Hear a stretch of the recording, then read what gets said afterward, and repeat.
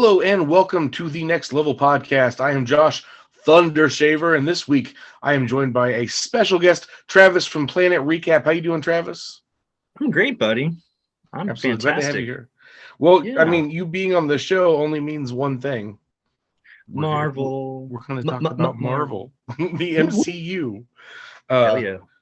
But real quick before we get into that, I just want to say that I want to acknowledge the loss. November 19th, 2022, we lost Jason David Frank. There's a lot of speculation still as of this recording as to what's going on. Regardless, I just wanted to say, depression's a pretty big deal. If you feel like you've got no one to talk to, there are people to talk to. There are suicide hotlines. Just don't take that upon yourself. Regardless if that is actually what happened or not, that is some speculation that's going around. But it has been confirmed by several people that were close to him that he is gone. So as the time of this recording, it's probably out more by the time you're actually watching this. But we just wanted to say a word and take a moment to acknowledge the life that was Jason David Frank and the impact that he had on all of us. I'm sure we'll probably do a whole episode dedicated to him here soon. But that being said, our thoughts go out to his family, and may the power be yours. Absolutely. Take a drink to him if you want. But though we'll get into the actual pod of the cast, and we're going to talk about the MCU Phase 4. Phases 1, 2, 3 happened. They were their own chunk. It was the Thanos saga, and we are taking that Infinity Gauntlet, chucking that bitch to the side, and it is gone. So now we've got much bigger fish to fry, because the Infinity Gauntlet ain't no thing compared to what we got coming up. And there's been a lot of hints as to exactly how big everything is and how little we actually know. And that's something that I like about Phase 4 that I think really slid under the radar, is there's a lot more than a lot of people really caught on to. I feel like they're setting up so much stuff. Mm-hmm. Like half of it maybe we're catching on to, half of it we probably have not even any idea of what's happening right now, because it all just seems so random. It seems so random right now. Yes, and we're I feel like we're gonna get a lot of flashback scenes later on. That's like, hey, remember this that we did right in front of your fucking face? Kevin Feige out. Exactly. No, they're laying. This was just like one big phase of just laying seeds and passing of torches. And I think, in the same way that Iron Man 2 came out, everyone's like, what the hell was this? And then like you get into like Civil War, and then you're like, oh my God, like Iron Man 2 aged so well. Yeah. Like looking back at it, you're like, they were doing so much and we had no idea. And I think Phase 4 is going to be exactly that. Looking back at it when Fantastic Four is coming out, whenever, we're going to look back and be like, that's what was going on. That's what they were trying to do. And we were so critical for it. Yeah, absolutely. 100%. And I feel like a lot of the building blocks is just kind of like, I remember that. But I guess we'll just kind of go all the way back and start from the beginning. Yep. And really one of the first little bits that we got of Phase 4, and that's a lot of the crazy thing about Phase 4, is that before Phase 4 there wasn't all of the TV projects, and anything they did on the side was not canon and an extra special thing. But here we go with WandaVision being the first thing. And it was a weekly episodic show on Disney Plus. I know we watched it together, and really, so there's a lot of people in the group saying that WandaVision wasn't necessary for Doctor Strange, and they're wrong. And then there's everybody who actually understands narrative, and they're like, yeah, that was perfect. I was talking with Rachel the other day, because she still has yet to see Loki. I don't know. She thought that it wasn't important, but I keep trying to tell her that everything is important. If she's going to keep up with it, she's got to watch it. And she goes, I will give you, I'm very happy that you had me watch WandaVision before Doctor Strange, because that really filled a lot in. And I would have been asking why all of a sudden Wanda has kids, when the last time I saw her was in like Avengers 2 and she didn't, or 3. It's like, yeah, absolutely. Yep. I was talking with your brother Matt about, we were at work sending, because we work together now, sending each other Teams messages. We were bored and we were sending each other like, how do you rank the Phase 4 films? Just the films. And then we were looking at them thinking like, none of these movies on their own have anything to do with each other. Like you get to looking at, you know, I'm looking at my list here, like Spider-Man and Shang-Chi, Black Widow, Thor, Eternals, Doctor Strange, Black Widow. Like with the exception of No Way Home and Multiverse of Madness, there's no other kind of connection to each other. Like when you're watching these, just the movies, like my point is you have to have the Disney Plus series to like be able to make this connection between. Absolutely. Yeah, I was gonna say there are some definite connections there.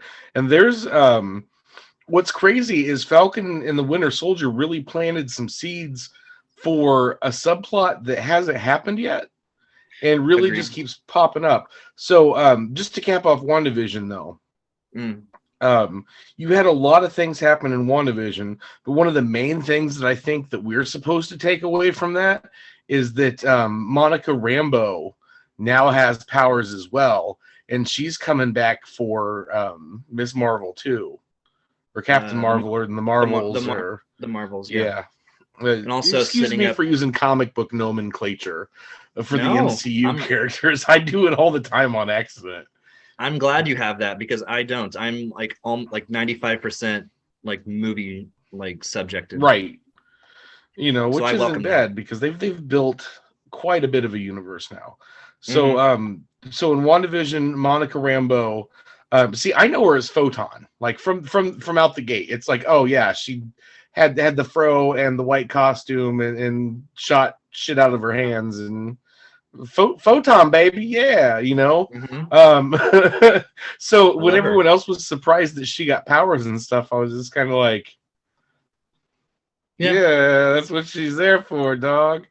And then Jimmy Woo kind of got more of a importance as a character. Magic tricks. You know, they came full circle with the magic trick, but they're just kind of more emphasizing that, like, he's a usable character. I like the fact that they're using, you know, the actual characters that we're supposed to know as opposed to, like, random S.H.I.E.L.D. agent. Yeah. No, he's a great character, great actor, Randall Park. I'm glad they used him because it just kind of fit in very well. And his back and forth, like, the trio between Monica and Darcy and Jimmy Woo was one of my, like, I loved WandaVision 100%.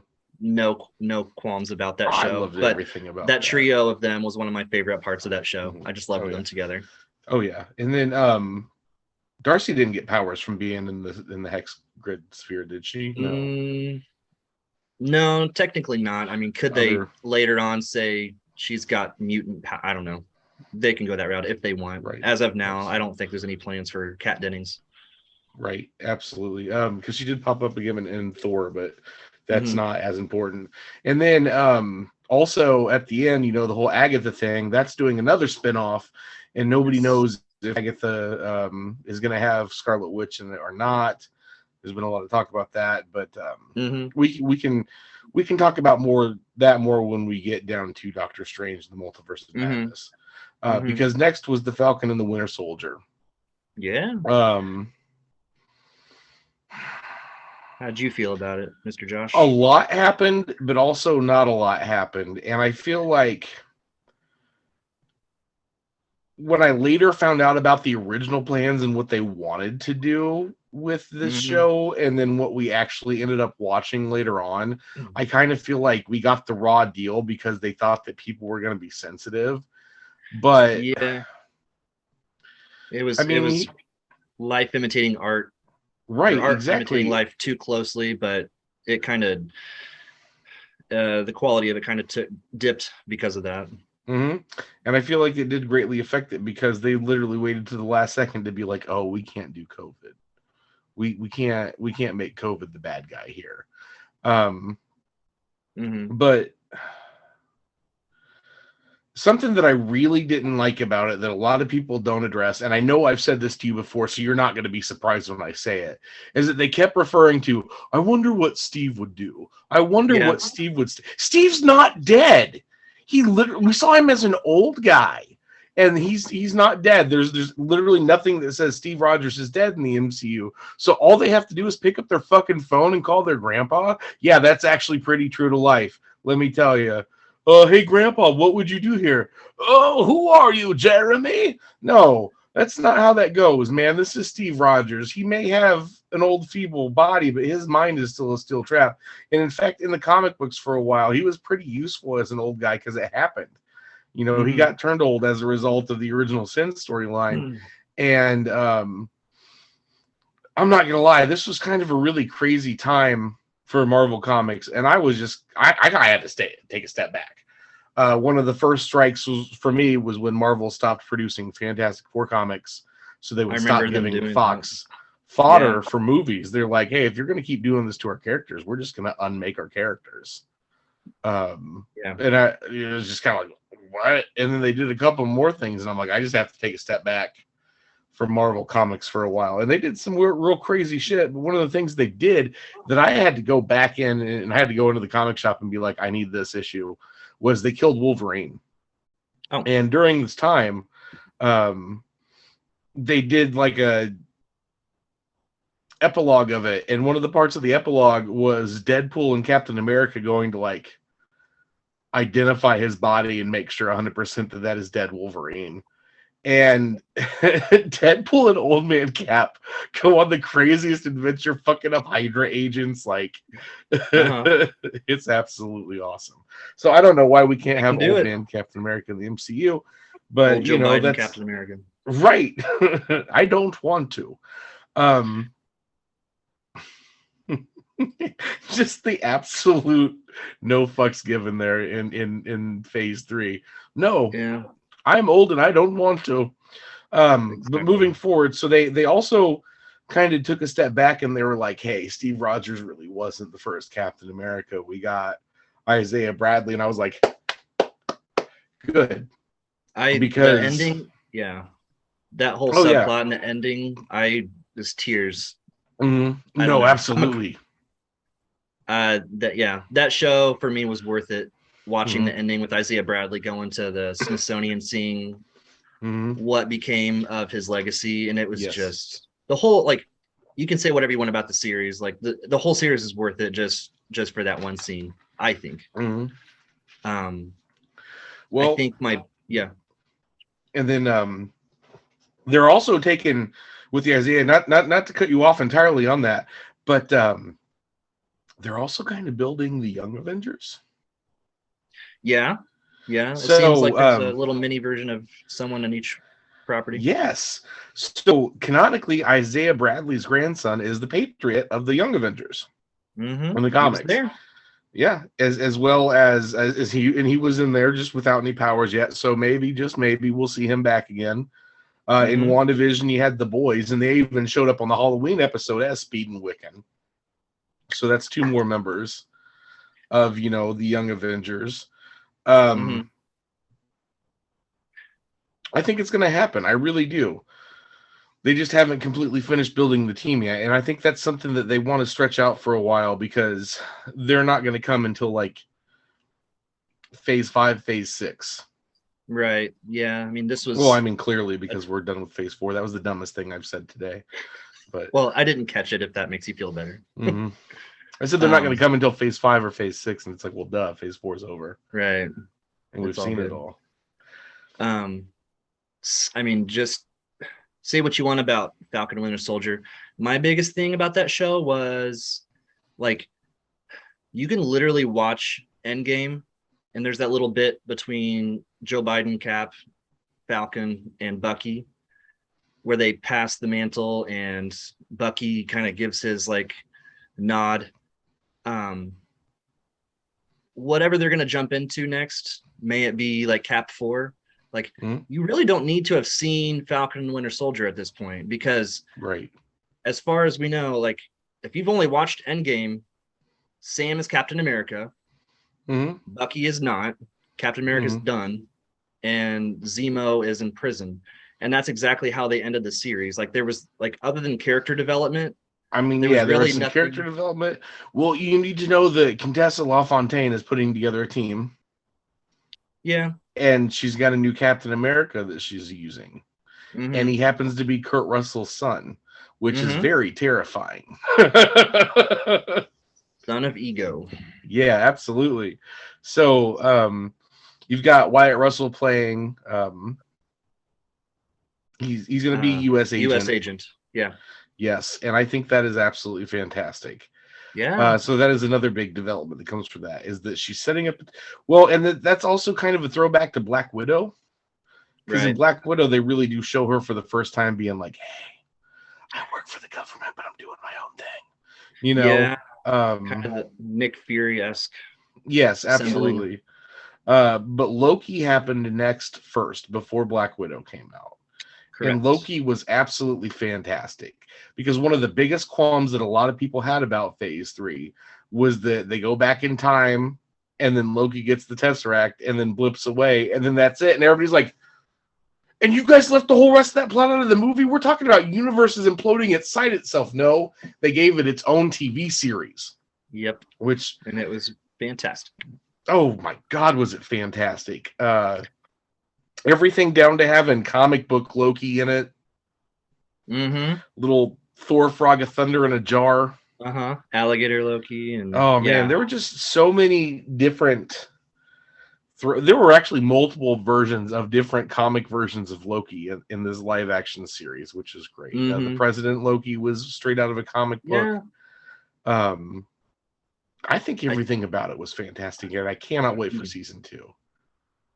Yeah. Going forward into the multiverse saga. I thought this was fitting because of the multiverse saga, by the way. Okay. Going forward, I think Loki's going to be like the one series you're going to have to watch to kind of understand, and kind of piggybacking into Quantumania coming up in a couple months. Like, if you haven't watched Loki, you're not going to really have any clue or understanding as to what is happening, because that happened. I told Rachel she has to watch Quantumania. That's what that is. Okay, I was like, why does it look so damn familiar? I thought it was lightning, and you didn't correct me before the show started. That's funny. Oh no! I told Rachel she has to watch Loki before we get into Quantumania, because that's where all the important stuff happens. And that's another thing, is I keep telling Brian that he's got to watch Loki, because that's where all of the important stuff happens.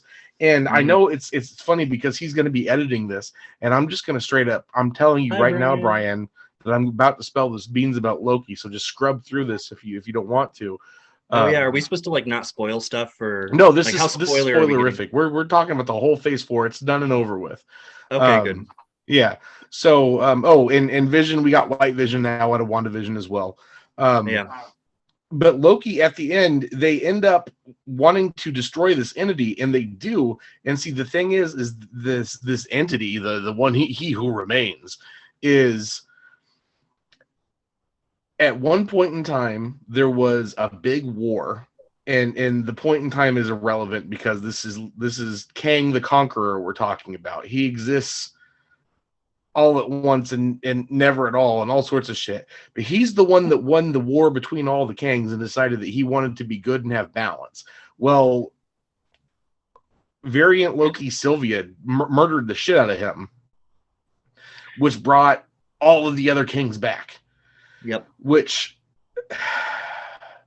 means that they've always been there, and they are now there all at once. It's really kind of hard to explain what this means, but it also means that there's a lot of strings that are currently being pulled that we don't see, because they've been being pulled by this guy who wasn't there until now. Is that a good way to talk about it, wibbly wobbly enough? To spoil 80% of it, you mean? No, I mean to explain how the whole thing about Kang coming about is, because he's always been there, but he wasn't there until now. Well, because he is King the Conqueror. He always exists, but he didn't. I mean, he used the TVA to prune timelines that could produce different variants of him. And now that they've literally reached the end of his destiny script, everything's just a free-for-all at this point. There's no such thing as destiny apparently now. Right. Because he had written out every single thing that would ever happen. And now that he's not there anymore, it's a free-for-all. So many more Kings to come. Yeah, absolutely. I And hope. you got, yeah, exactly. And there's different versions of him throughout time. You got a Morbius. In the comics, coming back around again to the Young Avengers, there was this whole thing where all of a sudden Kang ends up being the bad guy in the Young Avengers, and they're like, well, why? Well, it's because Iron Lad was Kang the whole time, and he wanted to get his variant back. And he's like, come on, little kid, we've got some work to do. And they're like, what the fuck? And it just kind of brought like all the storylines to a crashing halt so they could move on to the Civil War storyline. And it was just kind of like, no one expected that. So I don't know. That might happen in the MCU as well. I did see some speculation that Harley Keener, remember the little kid in Iron Man? And then he was at the funeral in Avengers. Yeah. So I've seen some speculation that he's going to become Iron Lad. And then it's going to be revealed that the whole time he was Kang the whole time. I mean, they can do whatever they want. I personally don't think they're going to do that direction. I guess time I don't will know. Tell. I mean, yeah, that's just one of the stronger theories that's online right now. Also, I saw that there's a lot of speculation that when the Kang Dynasty comes about, they're going to split up the Avengers, because the Avengers as they stand is basically just going to be all the heroes that we can get now and throw them together. But they're going to split everybody up into teams and put them in different time periods against, you've got Immortus, you've got King the Conqueror, you've got the Egyptian dude, Who's? I was trying to remember what's his name when he was the Pharaoh. Right, and I keep wanting to say that was Immortus, but in the back of my head it wasn't, because it's such an old school thing. It's not Ramatut or something? Or yes, it is Ramatut. It is actually Ramatut. Thank you. It was like right on the tip of my tongue, my dude. So yeah, and then I saw a whole thing where they're gonna have like Moon Knight and Werewolf by Night and a couple other people like go off and fight him separately, and it's like, oh my god, that would be. I mean, cool. Could be, that would be why they're there. You just gave me goosebumps by that whole like. That sounds so cool. So they're gonna have one happens. Big fight, but it's gonna be split up into several different, Send the Midnight Suns off in one direction and have them take out a different variant. Oh my god, that sounds so cool. Yeah, absolutely. You got me I didn't think I could be more excited than just now. That was awesome. Well, I'm glad that Loki got you excited, because we're about to slam the brakes and talk about one of the biggest disappointments, and that was the Black Widow prequel movie. I'll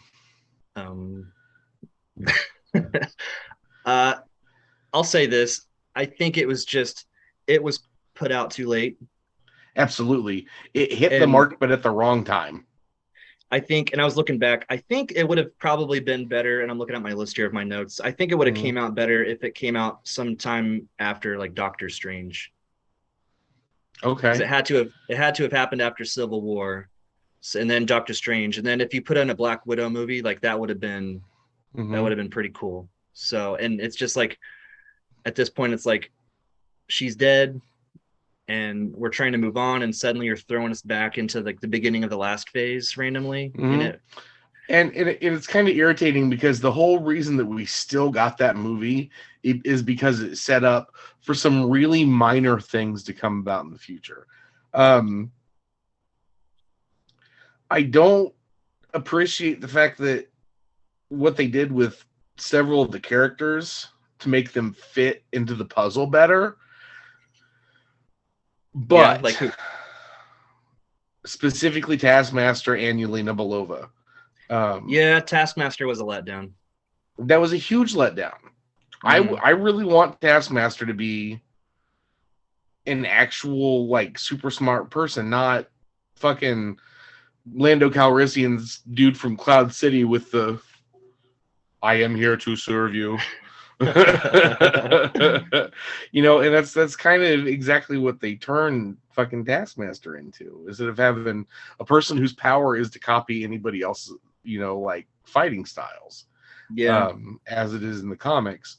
So I don't know. And then the whole thing with Yelena, like, yeah, she's supposed to have been brought up also in the same area in style in the Red Room and everything, but she's not fucking.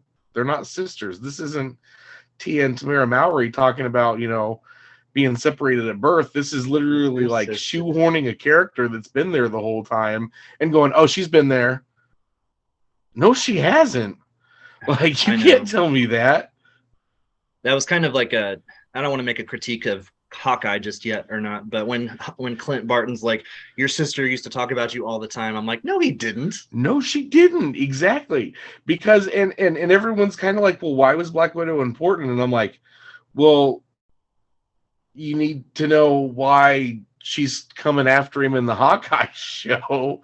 And they're like, and I'm like, she also got recruited by Contessa, and they're like, and I'm like, it was kind of a big 2-hour long trailer for Hawkeye and what's to be of the Thunderbolts. To set up for things. Yeah, like I'm not gonna lie, I watched it with Matt, and the thing that I remember about it the most was his son yelling from the bathroom, hey, I'm gonna flush this next. We had to stop the movie and stop him from flushing a bunch of stuff down the toilet. That's what I remember about the Black Widow movie. So moving on. Because they put that on Disney Plus, didn't they? Mm-hmm. They did. Yeah. But you had to pay the extra money to watch it on Disney Plus. And I don't think that went ever so well because they didn't do that anymore. No. I think they did with Shang-Chi, but then they put it back on later. So then What If came out next. And I don't want to say I was let down and have it have the impact of saying that I was let down by the What If series, but I am a longtime fan of What If, the comic book. I remember you talking about that and just how passionate you are, and like it was kind of like this sensitive, like going into it, you were a little kind of like cautious going into it. Oh yeah, because by the time that I was old enough to start going to the comic shop by myself, What If had already done a complete run and was over with, and it was one of those things that you found in the back issues, and all of the really good ones cost money, and all of the okay ones to the crappy ones were in the regular back issue bins for $0.25 a piece, stuff like that. So I really started stocking up on these comics back in the day, and I really loved What If because I like alternate takes on things. You've got things like what if Wolverine became the Lord of the Vampires? What if Punisher became Captain America was one, and then that later on that came to fruition in the comics and stuff. But the What If comic is completely the fuck different. But there's so many different crazy what ifs. And every once in a while, like they even knew to have jokes about it. Like, I know I've sent several in our group chat that we're in. What if Ghost Rider was eco-friendly and he rides around on a bicycle? What if Punisher were super liberal and he was like telling all these people to like stop polluting, and he's like, I'm not gonna waste a gun because the CO2 emissions from the gas chamber from the bullet, and it's like they kick his ass in an alleyway. It's hilarious. But no, I absolutely love What If, and the series we got for a show. Some of the episodes not only completely missed the mark, but goddamn, that Thor episode actually made me want to go do something else instead of finishing it and watching it. That was just a fun episode. The party Thor episode, I felt like it was a waste of my half hour. Like I was like, can this be over yet? Do I have to watch this? And it wasn't worth Jeff Goldblum saying, release the foam. No. That's my favorite part of that episode. Man, you got to on Disney Plus. They've got their side stuff with the other things they have, and I think it's in the Discovery Channel stuff. But they've got The World According to Jeff Goldblum, or whatever the title. I love that oh my show. God, you have to watch that show if you haven't. Yeah, that's so great. I've got enough of that to make up for Release the Foam, because some of that stuff was just trash, and I'll even say it here.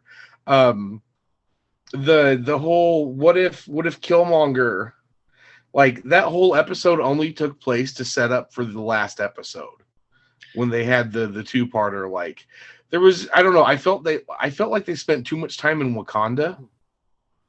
There were like 2 or 3 episodes, weren't there? Yeah, like I was okay with the what if T'Challa became Star-Lord. That definitely not only puts a different spin on things, but in the long one really creates more problems that it helped fix. And that's what I like about a what if. It's the insinuations on the bigger things down the road. It's not particularly a what if, but there's this DC's imprint is called Elseworlds, and I've always had this theory that the Kents never had children of their own because little baby Kal-El's spaceship made them sterile, and then that's why they never had their own kids, and they just adopted every other fucking alien that dropped out of the sky on their farm. You know, Kara, Zor-El. So nice of them. Right, exactly. All the fucking super pets, all of them. So they did this Elseworlds title where what if instead of landing outside of Kansas, little baby Kal-El landed on the northern side of Gotham City, outside of, you know, a mansion owned by the Waynes.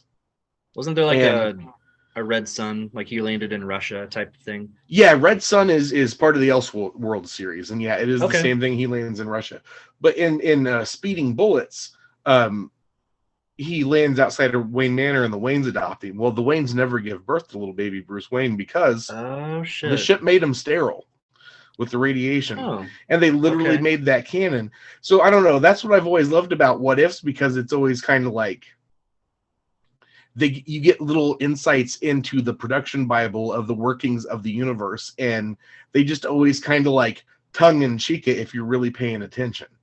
Right. So when T'Challa becomes Star-Lord, fucking what's his name? And I feel really bad because I can't think of fucking Star-Lord's real name, but he's not there to join. Yeah, Peter Quill. He's not there to do all the things he needs to do to set up to stop his dad from, you know, fucking shit up in the universe. So he can't really become the Star-Lord. And I really like how they come back later and you find where Peter Quill's at the whole time. He's like, hey, we got to stop your dad. You know, and I really like how they did that. I really like that episode. But then when they were just kind of like, oh yeah, Chadwick Boseman passed away and this was his last recording, and then they just kept coming back to Wakanda, I'm like, guys, stop. Yeah. The T'Challa becoming Star-Lord episode was a tearjerker, just because it was so Chadwick Boseman centric, and I'm like, that's the last time we're gonna see him centric. And then they kept on showing him. I'm like, this is And also, I hope you like watching Iron Man die. Yeah, because you're gonna see it happen like 4 more times. A lot. Yeah, and that's something that's neat about, you know, the What If universe, is that you can really just go through and do whatever you want because it is the multiverse and it is the infinite, you know, verses that we're looking into. But the whole point of the comics is that it's the Watcher being like, hey, check out this thing I saw. Let me show you. That dirty space but then in the show, it's like, oh, hey, Infinity Ultron's doing this thing, and we're going to take all of the main characters from all the episodes from season 1, and we're going to fight this thing together, and it's all going to culminate. And I just kind of felt like at the end, I'm just kind of like, they literally just sold me the action figure so I could buy the playset. That's what this whole thing was, is that every prior episode was just a setup so they could do the thing at the end. And I kind of like, I'm like, this takes away from it for me. This isn't, you know, and I will also be 100% honest, I didn't like the zombie episode. Well, I guess they're going to try to make that up to you, Josh. They're going to try to make that up to you real good. Well, it's still set in the same universe, and I don't like that. They painted themselves into too much corners. I think they're going to use a lot of the Phase 4 characters. I saw some concept art of who like the survivors are going to be. It's going to be like Shang-Chi and Aquafina and Red Guardian and some others. A lot of the side characters that are going to shine more. I'm so sorry. Later on.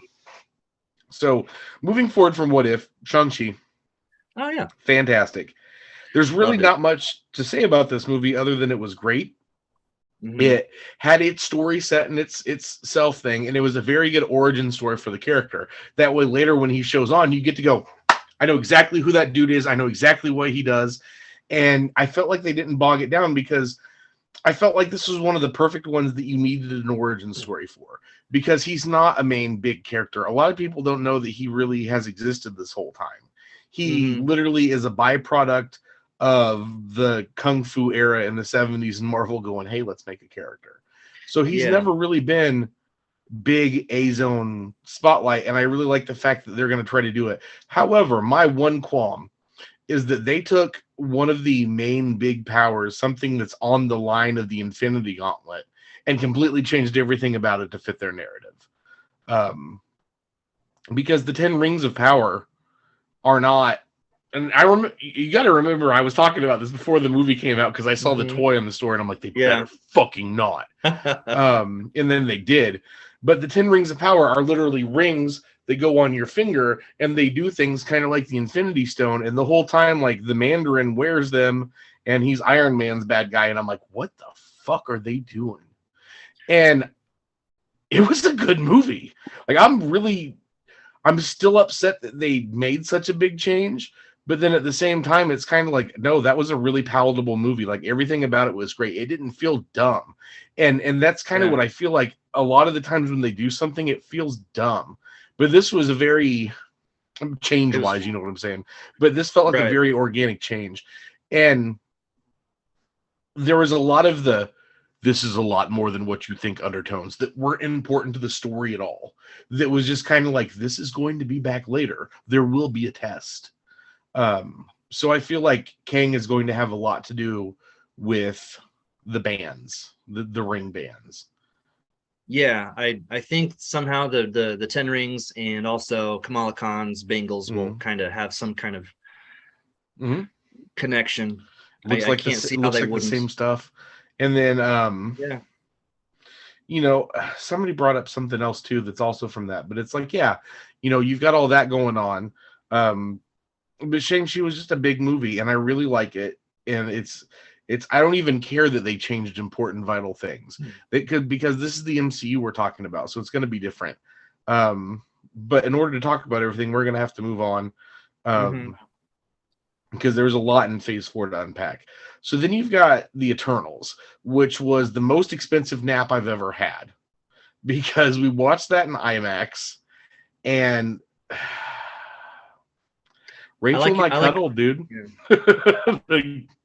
I like your review of it. You said that, you said, quote, it was a movie that I saw.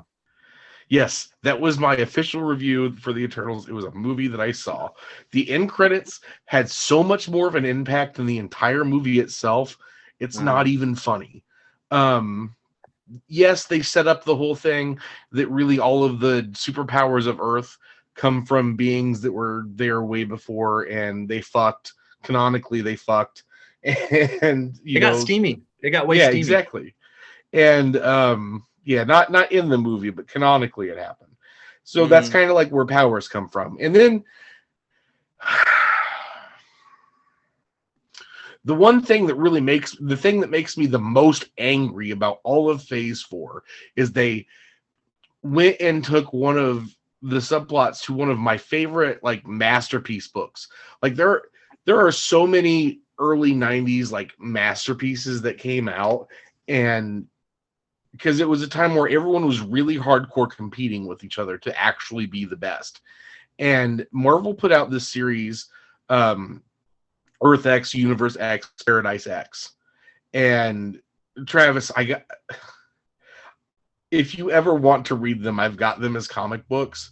Holy shit, there's so much more that goes on that we could even talk about because we're talking about the MCU.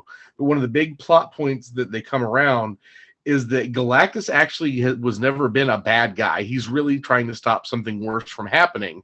And the thing that's worse that he's trying to stop from happening is the Celestial from bursting, out of the Earth like an egg and fucking up shit in several parts of the universe. So it really opens up things. So it's just kind of like Earth being destroyed is a byproduct, regardless of how you look at it. So either something terrible is going to happen when the Earth is destroyed, or nothing's going to happen when the Earth is destroyed. And really, Galactus is just clocking in and doing his fucking job. We're not there yet, buddy. They got a lot more to do.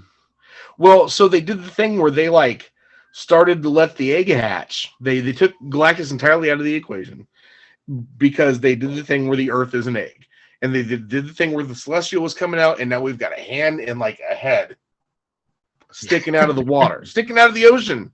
And no one fucking talks about it because We had Hawkeye the series, Spider-Man No Way Home, Moon Knight, Doctor Strange, Miss Marvel, Thor, and it wasn't until She-Hulk that they did it. And I literally just went down the list of everything that comes out in order. It wasn't until She-Hulk that they did a throwaway joke in the background, like, "What the fuck is this in the ocean?" And that's the one thing that I hate about Phase 4 the most. And the movie was boring, and the one important thing was ignored. And then you've got the end credit scene, and you've got, "Oh, hey, Kit Harington, you're the Black Knight, and I'm Blade talking to you from off screen," and that's probably not going to be important until much later than we thought it was, because we can't keep our shit together behind the scenes. COVID. I don't know. Maybe blame it on COVID. Who knows? Well, no, the director left, so Blade's getting pushed back again. If you didn't know. Oh yeah. And it's just kind of like, come on, guys. And then they bring in Star Fox, who is Thanos' brother. That would have been important while Thanos was a big bad guy. He was taking a nap. He was with One Direction. He was touring. Right. Exactly. So I don't know, man. That's just, I feel like all of the important stuff happened, but even then, all of that fell flat. Like the day that we saw the movie, it felt much more important.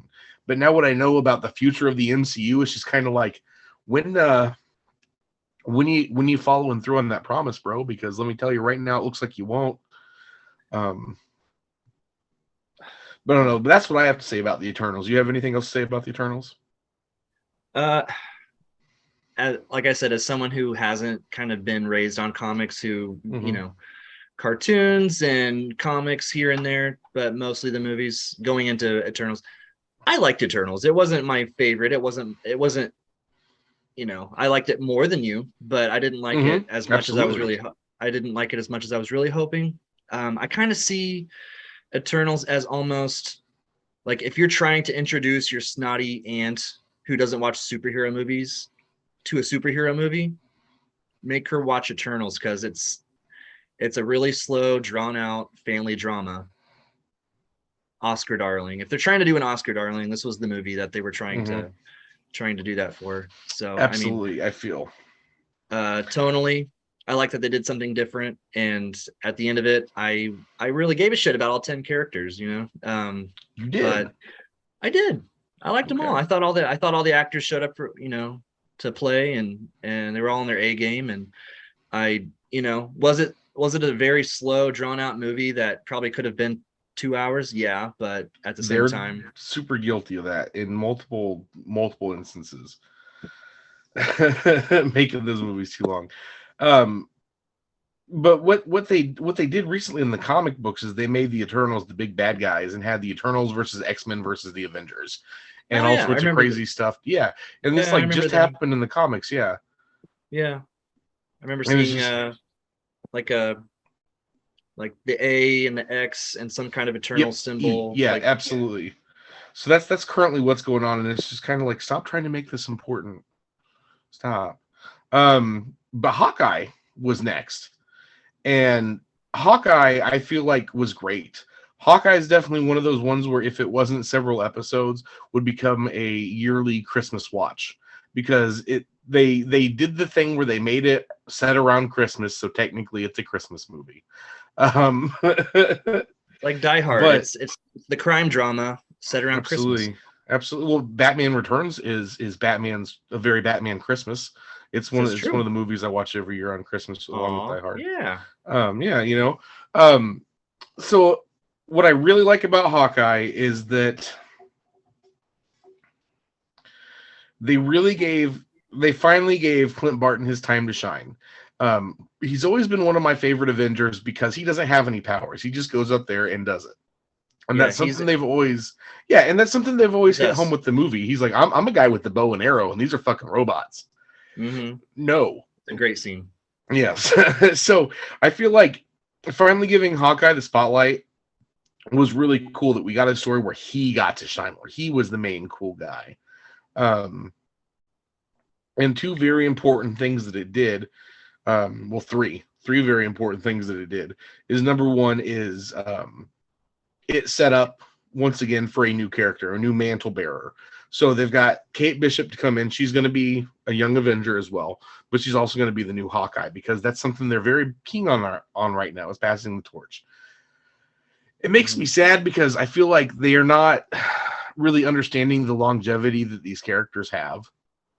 They can put Chris Evans in a red, white, and blue suit and have Captain America movies until he literally falls over dead and people would pay money to see it. Same thing with all the other Avengers. There's no reason to be killing off these people left and right, or replacing them. So I don't know. So I really like the fact that this was a straight up, I'm handing you the mantle story. Very much so. Yes. So that was something that was very important to have, as opposed to just like, I'm the new superhero on the block now. Suck it. The other thing that's really important that it did is literally the day. This episode came out on Wednesday. So the first showing of Spider-Man No Way Home, the day before everyone went and got to see Spider-Man No Way Home and see Matt Murdock in the MCU, we got Kingpin. We got a fight with the Kingpin the night before on Hawkeye. And I'm just like, holy shit, they just popped open that can of chips before it was supposed to officially happen. And I don't think that anyone planned that right, because it happened to no fanfare. There was it was just one of those, they ripped the Band-Aid off and they're like, oh, here's Kingpin. Another example, Brian, of watch the shows. Yeah, Brian. You're going to have moments like that. Yeah, I think I spoiled that one for him a while back on a different podcast. But Hawkeye was great. And then the third really, really important thing that it did, Travis, do you know what I'm going to say? The owl? No, Captain America the musical. We all needed that. We all needed that. I don't even like musicals, and I'm very happy that happened. Rogers the musical. One of those recent songs that lives rent-free in my head. Yeah, absolutely. My favorite part was Ant-Man wasn't even there. I know. This is stupid. I love that. I absolutely love that. Just Clint was sitting. Clint's mad as hell sitting. Ant-Man wasn't even there. He could have been just really small. Maybe he was there. That was such a great scene, though. Yeah. Well, and that really has a lot to say about them changing the characters to make it fit their narrative. It was kind of them meta being like, hey guys, this is funny. And also just the fact that the MCU has been around for so long that anybody just jumping into this franchise wouldn't really know that. Like, they would just kind of assume, oh, Ant-Man's in the MCU. Like, I guess they were there. I don't know. Ant-Man's I've only seen it maybe once in the background. Mm-hmm. So I think it's just kind of a testament to how long this series has kind of gone on for. Yeah, absolutely. So. I don't know what Paul Rudd. I swear this is way off topic, but anytime I think about Ant-Man, I think about the photo from Halloween from like 2 or 3 years ago where he's out taking his daughter trick-or-treating and she's dressed like they had someone make an actual like scaled down replica of the Wasp costume from the movie. Ant-Man and the Wasp 2, and he's Weird Al Yankovic. And the thing that was going around on the meme was like, can you imagine your dad actually being the Ant-Man and not wanting to go trick-or-treating with you as the Ant-Man? And I'm just like, Weird Al's such a cooler hero. Right? Yep. So Hawkeye was great, and then Spider-Man No Way Home, hands down, the shining star of Phase 4. You're not kidding, though. Holy shit. I've never had a religious experience, but I have to assume it's something along the lines of that.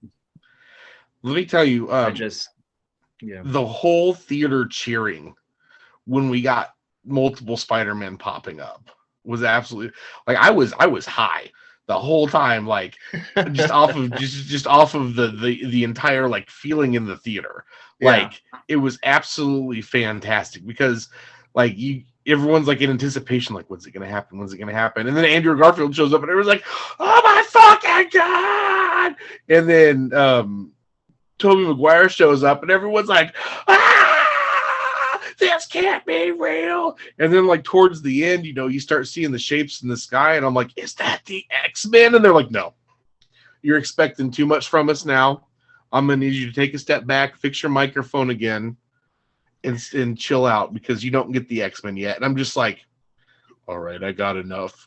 but really I was wanting the X-Men then. That's the point that I thought the X-Men were going to come in.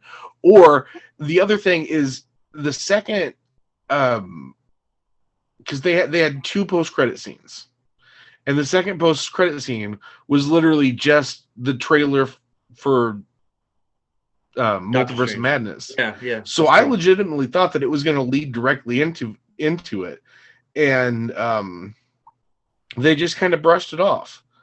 But other than that, that was the perfect movie. That was probably everyone's number one A1 MCU all 4 phases movie, and I'd have to agree with them. Everything about that was great. It was a fantastic film.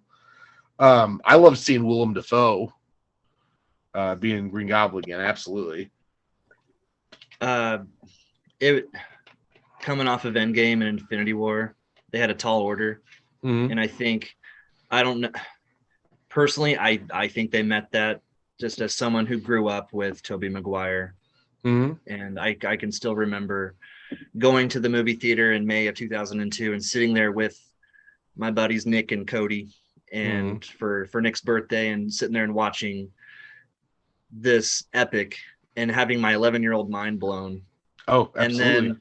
And then 19 years later, getting to watch Tobey Maguire and Willem Dafoe on the screen again, I was just like, it's indescribable. If there's some days I get to just thinking about this movie and I have to stop thinking about it, because I will start crying. It touched my soul. And I'm not just saying that. If I'm at work and I'm just like start thinking about No Way Home, like I got to come down from that moment, because I'm like, it was so powerful. That whole fucking movie was just incredible. And everything. I remember we went to the grocery store afterwards, and my boyfriend went inside, and I just sat in the car, just like staring into the void, like, oh my God, like I was trying to bring myself down from, like you said, this high. And it was like time stopped, and time and space. And it was just, Oh yeah. Well, and that's great, because like after the movie, because we all did our damnedest to not have anything spoiled. And we didn't we go the Thursday of, but it was like the third showing, because they started showing it way earlier in the day. And they typically do a 7 and a 10 showing, I think. Okay, yeah. And it was crazy, because afterwards we're all standing in the lobby, and there's, the group of us that usually go see movies together. And then I had other people that I knew that were there at the theater. And then it just kind of turned into this big group of us standing in the lobby being like, wasn't that the greatest fucking movie ever? And I feel like coming hot off of a time of not being around other people, the lobby after Spider-Man No Way Home was probably one of the greatest like cinematic experiences ever, because it was people standing around talking about a movie they'd just seen after people not fucking talking to each other for like 2 years. Yeah. So I don't know. Spider-Man did that for us. They went that hard. Now the one thing that I do have to say in a negative way about Spider-Man is that they followed up on the end credit scene for Venom 2 and brought Tom Hardy in, literally just to fuck him back off to the other universe. Like, no, this was the time to bring him in. This was the time to get him really interested in Spider-Man, and then leave him there. There. You know what they could do? It's the multiverse. They can have a Tom Hardy variant in the MCU somewhere. Yeah, I know. They're going to get another Venom, but that was the perfect time to do that like that. I know. So I don't know. That just really kind of irritates me. And I know we haven't seen the whole big picture yet, yada, yada, blah, blah, blah, but I don't feel like that was the good thing. Because I'm going to be honest, I didn't even watch Morbius.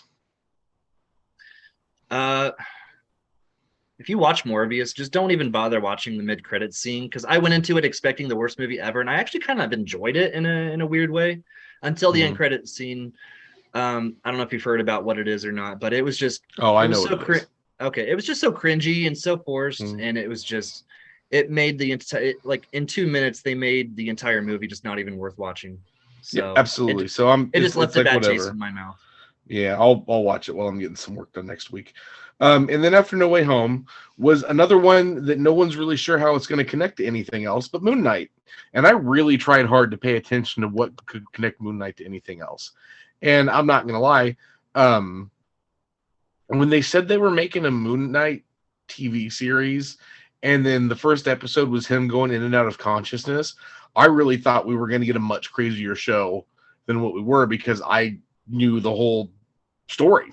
I knew the whole thing about how he's sharing his body with multiple personalities, and most of them are the Fist of Khonshu, and Khonshu's kind of a dick, but also not at the same time, and all this other stuff. And it was good. It was good. It was something that I enjoyed watching with Rachel, but at the same time, it wasn't on the level of like WandaVision and Loki, where I was like every week, like, I need that next episode. You got any more episodes? Yeah. But it was good. So I really hope that they do them all justice and bring them back. Yeah. If you want to be sold on an actor, if you want to be sold on Oscar Isaac's acting abilities, watch Moon Knight. Like, he really, like, I enjoyed Oscar Isaac. I think I watched him in Sucker Punch, Zack Snyder film from like 2009. Good movie. So ever since then, I've been like, oh yeah, he's a pretty cool actor. And then watching Moon Knight was just, I thought that whole show is just Oscar Isaac owns it. Well, and he also got announced to be my beloved Solid Snake in a live action Metal Gear Solid. And awesome. I wasn't sure how I felt about that until I watched this, and I'm like, okay, now it's really down to the characters, because, well, he's no David, I'm Solid Snake hater. He's gonna be the new Solid Snake, so I've got to get over it. But Metal Gear Solid is not the point of what we're talking about. But I do just want to say that it made me feel more at ease. Now, I really love Doctor Strange and the Multiverse of Madness, but a lot of people were really let down, probably because of the high expectations they had. Both of people were still awaiting the X-Men to show up unexpectedly in the MCU around this time. And then also everyone was just kind of like, I wanted more multiverse. We got really one multiverse and then glimpses into some other ones. And I'm like, that's not the problem here. I think it was a great movie. I think Eternals for you was Multiverse of Madness for me. That's not to say I disliked it. It was just, I was one of those people that I was expecting that bigger scene where they're flying through different multiverses.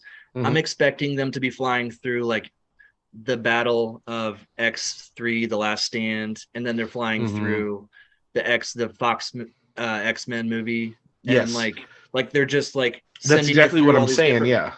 And then watching it a second time was better than the first time, because I know what to expect, and I enjoyed it for what it was. But I really didn't feel like it delivered on the whole title of Multiverse of Madness. I feel like it had too many expectations on it, and honestly, I feel like it delivered. It capped off. I'm glad it did. Yeah, it capped off Wanda's story for a while. It literally brought her in as an actual, like, terrifying threat. There was a lot of Sam Raimi that people didn't really pay attention to, because they were so off-put with how much that movie wasn't what they wanted. They went into it, turned into Veruca Salt from Willy Wonka, and didn't enjoy the rest of the movie because it wasn't what they wanted. And honestly, I went in and put my inhibitions down. I was like, all right, listen, Multiverse of Madness or No Way Home is literally the best movie that I'm going to see for years. So I need to let that be the pinnacle and not keep everything up to it. And if the X-Men don't show up, that's fine. They're going to do it. They own these characters. They're spending money on it. If they don't do it now, it's going to be dumb. But when we finally get them, I'm going to be happy. Because I really do feel like setting them up in Phase 4 and then bringing them in fully more in Phase 5 would have been much better than whatever they're doing.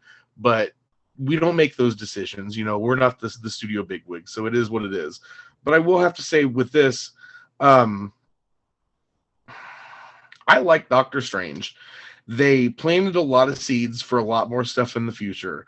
And with as wacky as the ending was and just kind of out of nowhere for people, like, I know who Clea is. So as soon as she showed up, I'm like, okay, now we're going to get into some good stories. That's his wife in the comic books.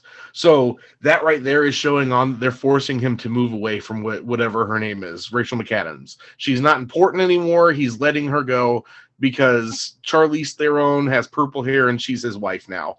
And they're jumping into portals. And that literally does set up for the next Doctor Strange movie a lot more than anyone thinks, because he's literally going to fight Dormammu at his own door now. This isn't him taunting Dormammu until he gets bored. He's literally getting pulled into a war. And I think that's going to be much bigger when they come around to it. But because everyone was so let down that we didn't get any X-Men, and all of the, Reed Richardses that we got died. And we did get X-Men. We got Professor fucking Charles Xavier. He had the yellow hover chair. We had to watch him die again. He had the yellow hover chair, and it played the X-Men theme song. I teared up at that part. Oh, yeah. Well, Rachel was like laying on me at the time that Reed Richards showed up, and I like, yeah! And she was like, you pulled my hair and that hurt. And I'm like, but Reed Richards. He's the smartest man in the universe, babe. Jesus Christ. I'm literally in this theater wearing this specific Fantastic Four shirt. And he was like, why are you wearing a Fantastic Four shirt? I'm like, I've got some hunches. And I was just kind of being smug, but there we go. We got Reed Richards. And honestly, that's all I wanted. Yeah. And maybe John Krasinski won't be Reed Richards going forward in the MCU, but for now, my appetite is wet. Right. Yeah, I've got to go through the entirety of the next phase, but it's not like I'm not going to enjoy myself. I'm actually really excited for Quantumania. Mm-hmm. So, and that's only a couple months away. But so next we had Miss Marvel. Yes. So I've known who Kamala Khan is for a long time. She was part of this wave of Marvel trying to get younger, hipper audiences. And when they did it in the comic books, it kind of felt like, no. But also, this is where we need to point out that I'm like in my 30s and I'm a white straight male. So like, I'm not going to connect with a 16-year-old Muslim teenage girl.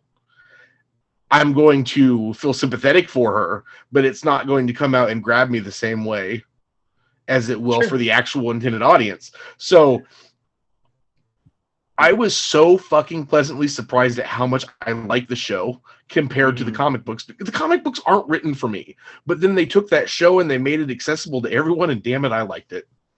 It was adorable. It was charming as hell. It really was.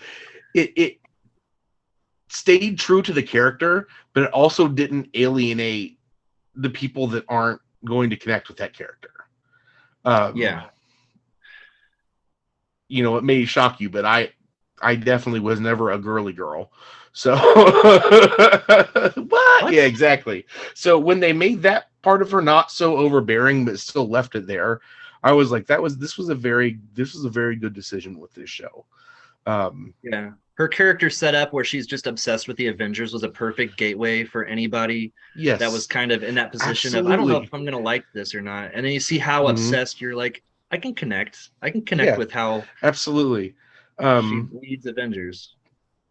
They literally took a character that was made for a niche market and made her accessible to everyone. And I felt like that was a very good effort on their end. And I know there's a lot of people that was hating on it because like, I don't need no teenage girl superhero, #not my, well, first of all, fuck you. Second of all, this was great. Everything about it was awesome. And I wasn't as surprised as I was with She-Hulk, but I still really liked every episode and waited for every episode.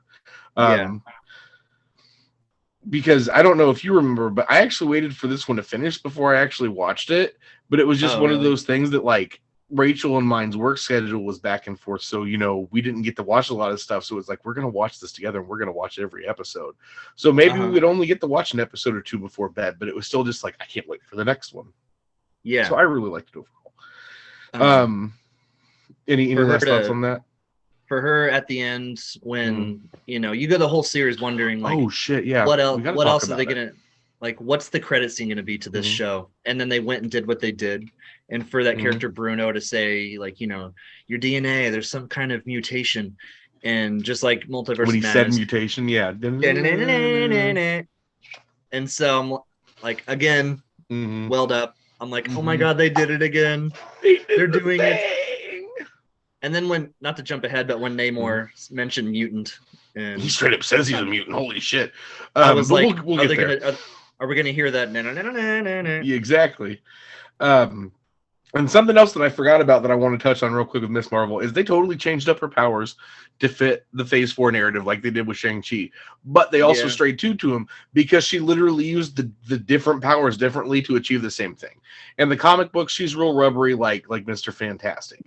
In this, she used the hard light shit to basically do the same thing. Yeah. You know, so that's cool. So that was Miss Marvel. And then the next movie that came out was Thor: Love and Thunder. And let me tell you, this movie did not get a lot of love at all.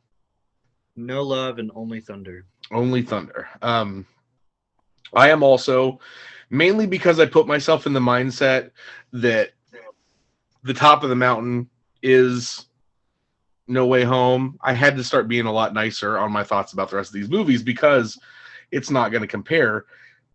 And then I find out that everyone fucking hated Thor.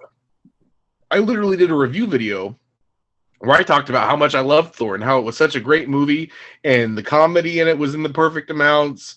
And I love so many things about it. And everybody's like, yeah, that movie blows on ice. Like, oh, no, I thought it was great. And they're like, yeah, I hated everything about that movie. Why did they make it? You know, it's like I heard so many more negative things about Thor than I did about the Eternals. I was like, do you guys not remember how bad the Eternals was? They're like, yeah, no, Thor's a stinker. And I'm like, no. Yeah, it didn't get, I don't know. You say tonally, I think, for me, tonally, it was a little all over the place to be so jokey, like rock. Well, that's who Thor is as a monster character. Jokes. What? That's who Thor is as a character. He is literally so cheesy and over the top that even when he's trying to be serious, he's still cheesy and over the top. And I love it. And I love that. Yeah. And Chris Hemsworth comedy chops. Oh my God, he's so good. But I felt given the circumstances of Natalie Portman's character, maybe they should have toned down a bit on the comedy. So I feel like they shouldn't have gone that hard on Jane Foster, man. Like they did her. They need to stop murdering characters, bringing them back to murder them, bringing them in to murder them. And I feel like the way that they did it, it's not going to be the end of Jane Foster as a character because this is, you know, a series of events that happen to people. But at the same time, like, yes, I feel like they went way too hard on that for the tone of the rest of the movie. Granted, we're talking about a guy killing gods, which is definitely a touchy subject anyway. And I feel like the only way they could have gone with that was somewhat comical. Let me ask you this. How fucking hard did you laugh about the little girl beating Gore the Godslayer to death with a teddy bear? Because let me tell you, that was great. Yeah. An army of children like zapping nightmare shadow monsters. I didn't know I needed that in my life. Absolutely. That was awesome. That movie gave you that moment. The ending, I thought the ending was one of the I don't know, most unexpected and also most beautiful endings for those four characters to come to terms at the end of Thor and Gore to give up, or I guess it would have been Natalie Portman and Gore to give up something they needed to give something to the ones that they loved. And then, you know, and it was just such a organic ending for Thor to end up with a daughter, and then for Korg to jump in and re-narrate the events, and he's like, "This is the story of Jane Foster," and then he calls Thor and his daughter Love and Thunder. Like, I was just unexpectedly just bawling at the end of this movie. Yes, like that saved it for me. Yeah, I just absolutely. And I feel like it's the only one thing I do have to say about that is I feel like that's another one of those things where they kind of painted the characters into a corner. They're kind of like, this is the end of the story now. And it's like, you know, you're going to need Thor back. Why are you getting rid of Thor? But at the same time, like if Thor doesn't come back to help out with any giant global King dynasty, I'm okay with that at this point. Like, they literally have done too much to pass the buck on to other people that it's just kind of like, we're going to get what we're going to get at this point in time. And I know that's kind of like a sad way of doing it, but the thing is that what we get is always fantastic, except for you Eternals. Wait 2 weeks and you'll have something else to bitch about. Right. Well, and then Or to because love. next up, speaking of which, because next up, the absolute most split decision that there has been in the entire MCU is She-Hulk Attorney at Law. I loved every goddamn second of this show. Everything Same. from Wong getting the woo party girl friend. Wongers. My name is Madison with 2 N's and a Y, but not where you think. That shit was so ate up because like it was just such a perfect comedic match because you've got that obnoxious off the wall character, and then you've got Wong who's just so astute and like. Yeah, and then it shows them later on, and they're just cuddled up on the couch with a blanket watching The Sopranos together, and it's like, I love this. I love everything about this. From, I don't know, all the stupid comedy. Like, there are so many people out there like, She-Hulk twerked, and that makes me mad. Bro, that was the end credit joke scene.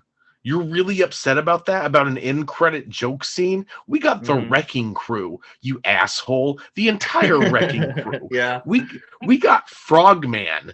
God damn it. We got Mr. Invincible. We got live action MCU Great Lakes Avenger Mr. Invincible, and you're gonna complain about an end credit joke scene? You fucking swine. Yeah. I can't even say it with a straight face because it's just like, man. Agreed. Everything about She-Hulk was great.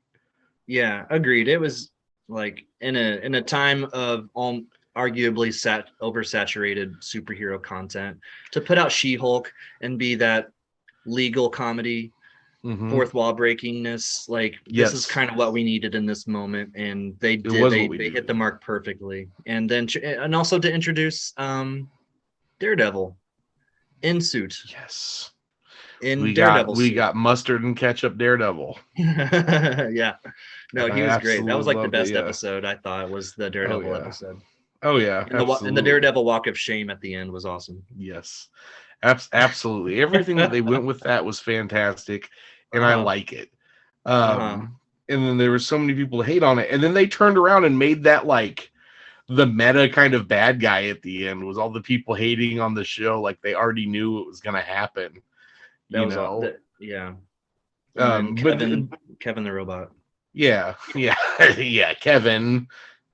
It was funny because I was watching it with Rachel. We watched things with subtitles on, and she goes, "Why is that spelled like it's an acronym?" And I'm like, "I don't know. It better pay off to be a fantastic joke," and it did. That's true. It absolutely did. You want to know something funny about that particular I guess the finale episode was we had got tickets for Halloween Ends. Yeah, at like 7:00 showing on that first Thursday night, and we got home and we squeezed She-Hulk finale in, and we literally turned off the TV and walked out the door because we were running late for Halloween Ends. I'm like, we got to get there for Halloween Ends. It's the last movie.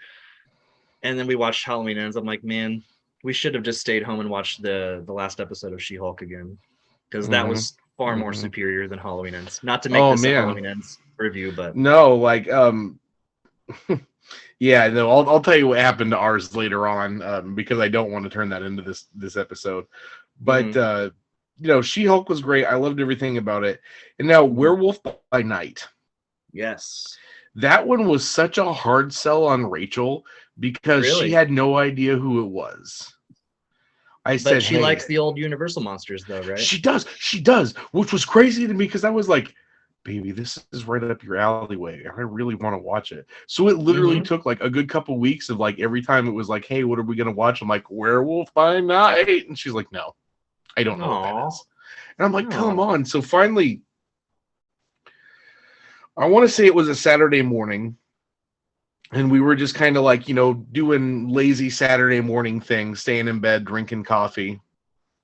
And I was like, hey, you want to watch something with me? And she's like, what? I'm like, Werewolf by Night. Please don't say no. Please don't say no. She's like, oh my God. So then we finally watched it. And she loved it. And that's and that's what I think is so great about Werewolf by Night, is that nobody expected it to be the fantastic thing that it was. So what was great is I literally got to sit there with Rachel, who knew nothing of this entire leg of the Marvel universe. Like, she doesn't know about the horror aspect. She knows that Blade exists, and she knows that Blade exists. So she doesn't know that, like, monsters and shit, vampires, all that stuff is a very canonical MCU thing. So when it starts off and it's the Bloodstone family, I'm like, holy shit, are we gonna get a live action Elsa Bloodstone? And then she shows up, and I'm like, oh, fucking sweet. And then we had all these characters. Like, I did hear some theories that originally Blade was supposed to be in this, and it's pretty clear which character was supposed to end up being him. But then they kill him anyway. Like, all these dudes die. At the end of it. Very so graphic. I guess, very graphic. So I totally understand their choice to not use him there. But the thing that completely threw me off guard was fucking Man-Thing. 100%. And it was funny because they showed up like, baby, this Man-Thing, his name's Ted. And then, he was like, oh, Ted, I'm so glad to find you. And she just looks at me. She's like, I hate you sometimes. That was such a sweet twist. I love that they went that direction with Ted, with Man-Thing. Because Man-Thing he is just...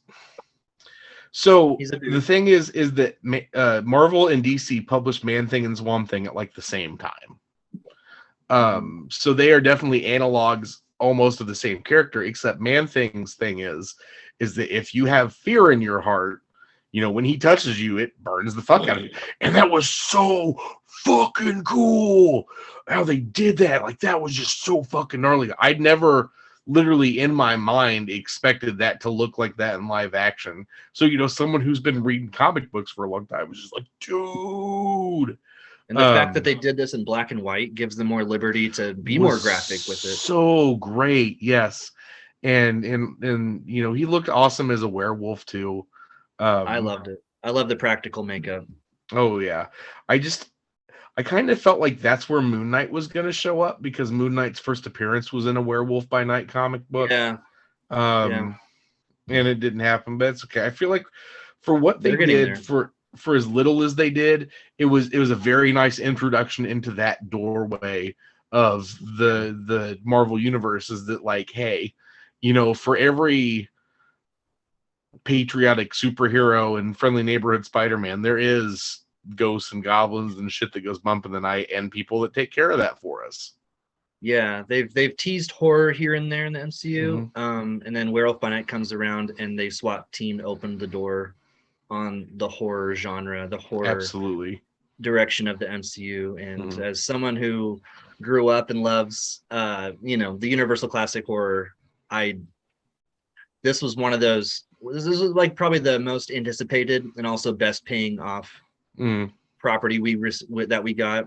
And as someone who loves the Wolfman, 1941 Lon Chaney Jr., I thought it really delivered and really opens the door on this whole new. They pulled the carpet up on this. Yes, they absolutely did. Part of the universe. I loved it. They did a great job.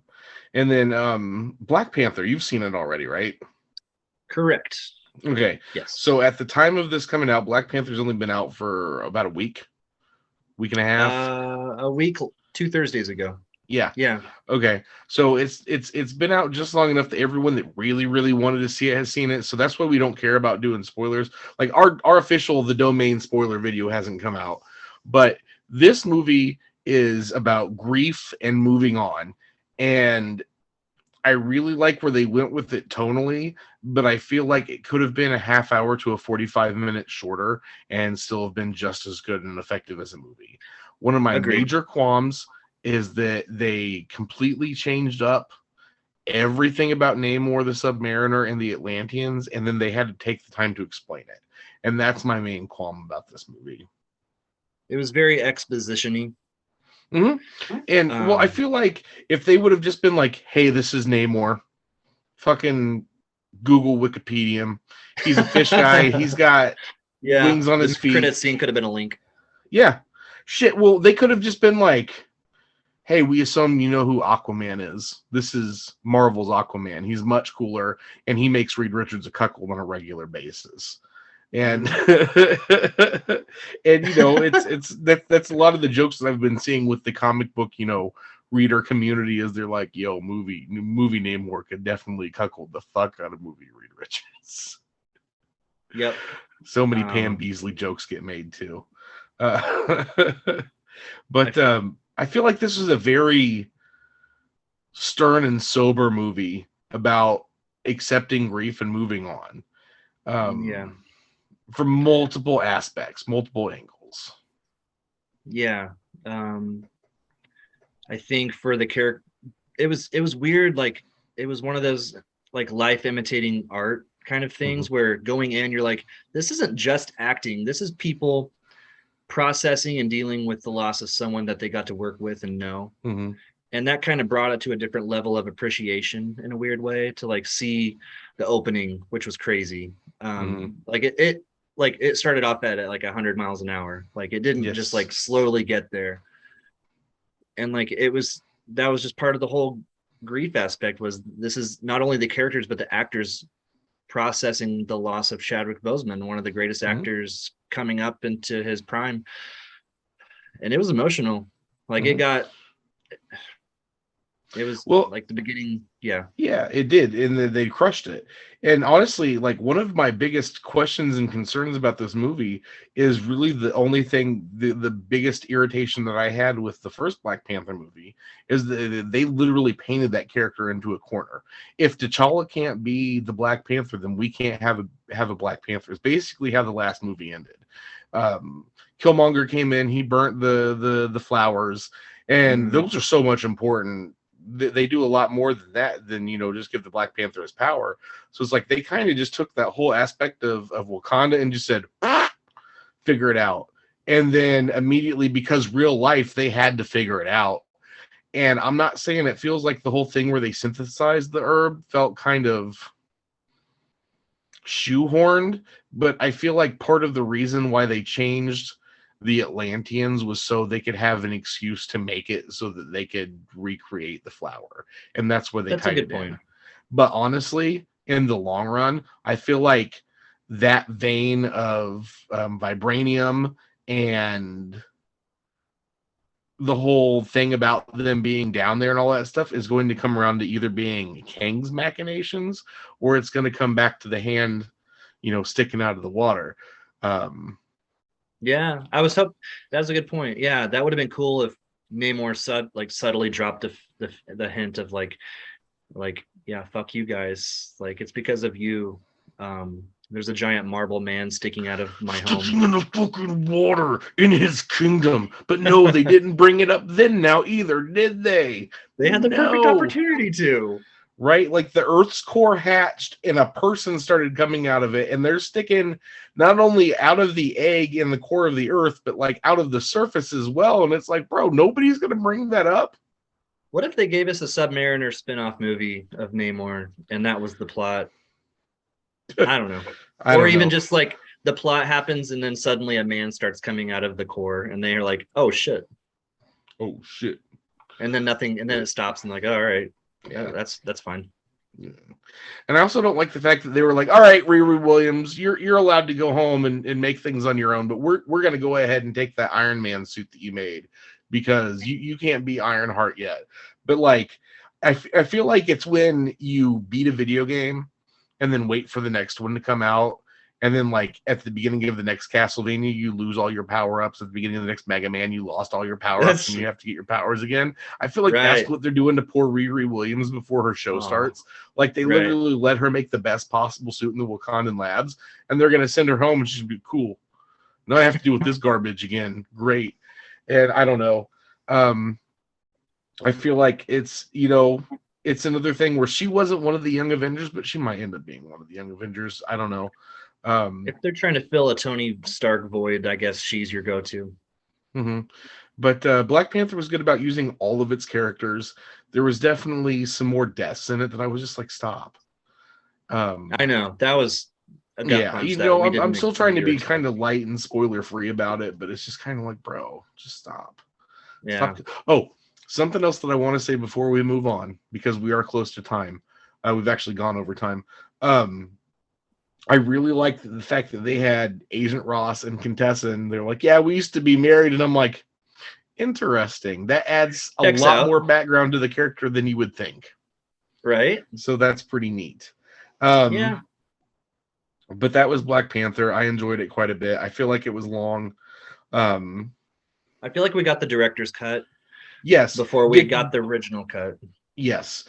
Did the length of the movie make me give it a lower score? No, absolutely not. Will it inhibit me from watching it again in the future? Hell yeah. I don't like sitting through that long of a movie. Yeah. So I don't know. Probably not gonna do it again. I'm so sorry. I got the gassy burst. We're almost at the end. So yeah, had some played some D&D today and had some chili.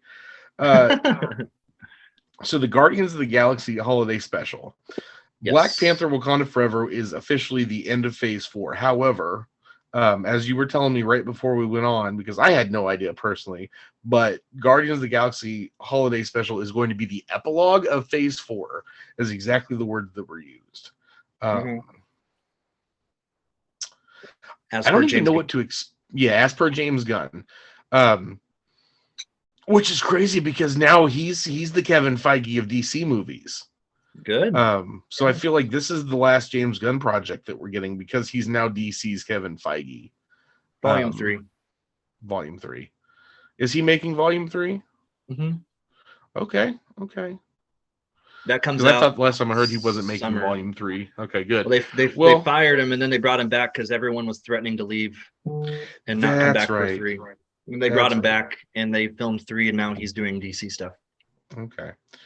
But yeah, Guardians of the Galaxy Holiday Special, I'm actually looking forward to that because the status quo was that Thor was with them and then Thor starts off with them and then he leaves. And they're like, good, fuck off. We're going to go have our own adventure. The question is them fucking off for that adventure, is that what the Guardians of the Galaxy Holiday Special is, or are we getting something else? I think, I don't know. It sounded like they were taking care of Thor Love and Thunder related business, which seemed to wrap up within, I guess, timeline wise, like a week, maybe less than a week. So, I mean, you could very well be seeing just like a few months out after Love and Thunder. If you're looking at a timeline, like Love and Thunder happens, they fuck off, and then you've got a few months later, the Guardians Holiday Special. Yeah, absolutely. That could be that too. I don't know. There's a lot that they had a very linear timeline with the MCU, and then they did the blip and skipped forward 5 years. And I feel like everything in Phase 4 happens in the same week because they needed to catch up on themselves.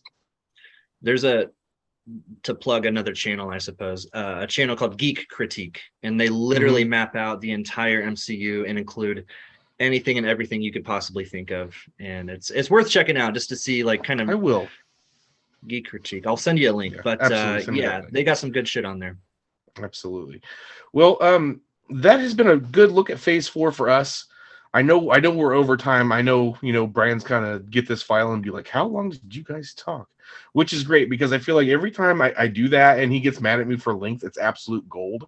So I'm forgiven in the long run. So Brian, I'm sorry this episode's a little bit long. Everyone for listening, thank you for listening.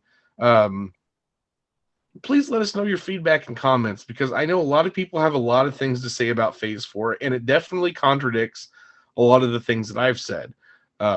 So we want to know that feedback. We want to know what you guys think. So this is the Phase 4 special episode. This is going up on all of our regular podcast venues as well as the videos going on the YouTubes. So hopefully plenty of opportunities for people to talk back to us. Definitely when you're on YouTube, visit Planet Recap for Travis stuff because it's about to be more important than you think, guys.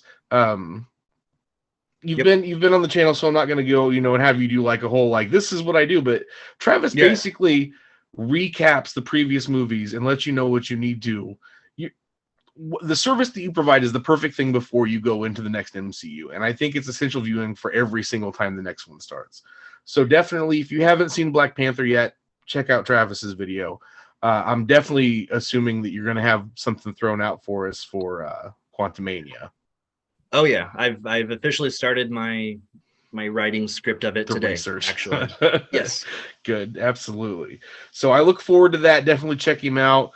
Brian, be sure to put the link to his YouTube channel, please, on the YouTubes. Everyone listening to the podcast, check out Travis's YouTube Planet Recap, and of course our fine videos that we have on our YouTube here. For those of you who visit our website, we are going to get back to getting the articles done. I'm working on one right now. I've been working on it for months because I just kind of lost my voice on it. And Brian was like, I'm going to need you to get back to that. So, boss man, I'm working on that after I send you this video.